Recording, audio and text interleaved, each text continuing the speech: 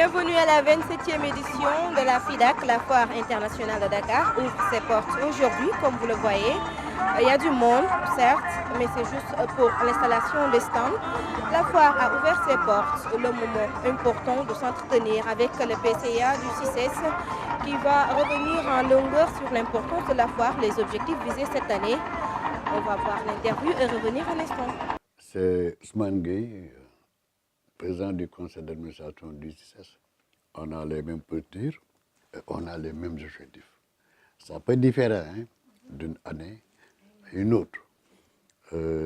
Mais ce que nous pouvons dire, c'est que comme chaque année, il y a d'abord le premier objectif, il faut organiser la foire dans les meilleures conditions possibles pour l'utilisation maximale de la superficie des stands. Ça, c'est le premier point. Deuxièmement, faire tout également pour assurer la participation des Sénégalais et du gouvernement. Alors, pour cette présente foire, que je suis dans un contexte particulier. La compétitivité des petites et moyennes entreprises des pays en développement face aux défis de la mondialisation. Thème de la 27e édition de la Foire internationale de Dakar. Un choix qui se justifie selon le PCA du CICES. Mais c'est un choix actuel d'avenir. Parce qu'aujourd'hui, tous les pays sont confrontés à un problème de croissance économique. La croissance économique se mesure par rapport justement aux PME. Alors, si les PME ne sont pas performantes, ça joue sur la valeur économique. Et toutes les PME, justement, qui sont extrêmement importantes, qui se développent, que ce soit au niveau du Nigeria, que l'Afrique du Sud, au Maroc, la croissance économique suit. Nous avons des retards par rapport aux PME. Et aujourd'hui, la mondialisation, c'est la règle de partout. Alors, si on veut prospérer, si on veut échanger avec les pays du monde, des autres continents, il faut assurer une croissance économique. Or, cette croissance est articulée essentiellement sur les PME. Donc, on a un problème de compétitivité de nos PME. C'est ça qui justifie également alors, le choix de ce thème, qui est partagé d'ailleurs par tout le monde. Alors, je pense que ce sera l'objet de discussions, de thèmes, de sous-thèmes pendant toute la durée de la foire. Toutefois, des retards ont été enregistrés avant le démarrage de la FIDAK. On a eu un retard sur le pavillon vert. Le pavillon vert, c'est le pavillon des nations, donc des pays étrangers. Il se trouve qu'il y a eu alors un opérateur qui a eu à stocker alors, du sucre en sous-douane et qui a tardé justement à libérer les locaux. Donc ça, c'est la première difficulté. La deuxième difficulté, c'est également l'occupation des espaces alors, par l'entreprise TSE de ces Amar.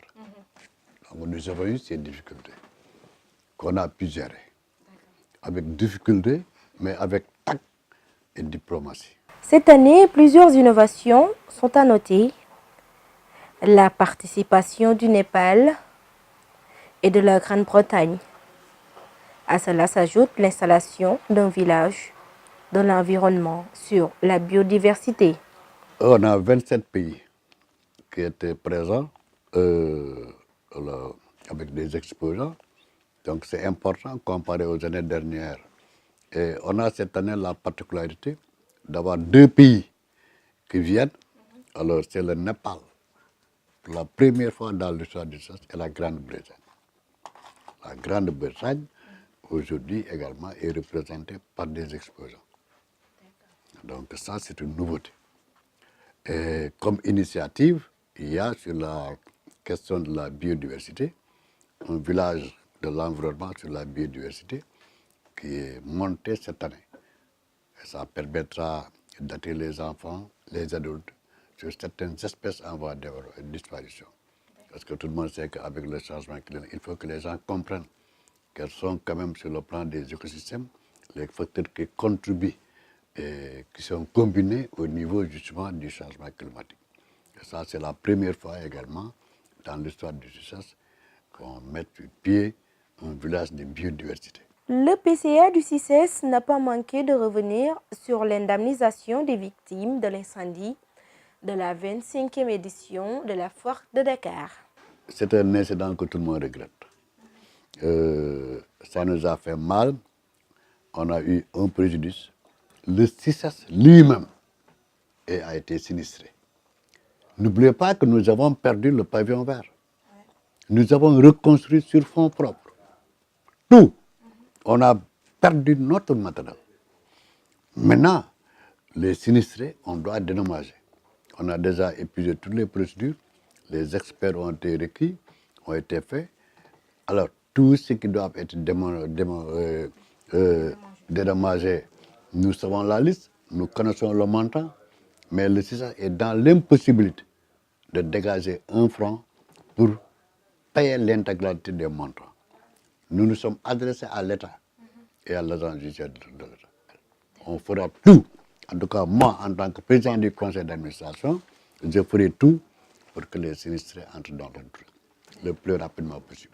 La prérogative d'organiser une foire internationale revient au CICES. Cependant, des foires régionales sont organisées sans leur participation. Une réglementation du secteur s'impose. Est-ce que nous devons appeler cette entreprise Centre international pour le commerce extérieur? Ça veut dire que l'appellation du CICES n'est plus conforme aux missions actuelles. Ça, c'est un débat. Or, dans l'organisation des foires internationales, ça veut dire qu'au niveau national, sur le territoire national, c'est le CICES qui devait avoir cette prérogative. Mais ce qu'on voit, à Kaolack, il y a des foires internationales, Ziguinchor, Fatick, un peu partout. Est-ce qu'ils ont ces missions? Non. Ça veut dire qu'ils peuvent organiser une foire en rapport avec nous. Parce que nous avons cette mission de l'État pour ça. Sinon, si chaque commune peut organiser une mission, une foire internationale, chaque quartier, chaque entreprise, chaque commune, chaque région, chaque département, ça veut dire qu'il faut mettre un trait aux missions de CICES sur l'exclusivité. Pour terminer, M. Ousmane Gueye lance un appel à la population. Il les invite à venir visiter la foire internationale de Dakar. Appeler tous les Sénégalais à venir voir ce qui se passe au niveau de cette foire. Nous sommes dans un contexte alors, de déroulement du plan Sénégal émergent. Il y a des opportunités, surtout les jeunes qui sont porteurs d'idées de projets. C'est le moment de venir alors rencontrer les acteurs qui sont là, qu'ils soient sénégalais, dans beaucoup de domaines, qu'ils soient étrangers. Je pense qu'ils trouveront leur compte. Merci de nous avoir suivis. Comme vous le voyez, la foire internationale de Dakar va se dérouler du 29 novembre au 16 décembre. Vivement les visiteurs, vivement vous, chers téléspectateurs et internautes qui nous suivent sur Equivox TV. Au revoir et à très bientôt.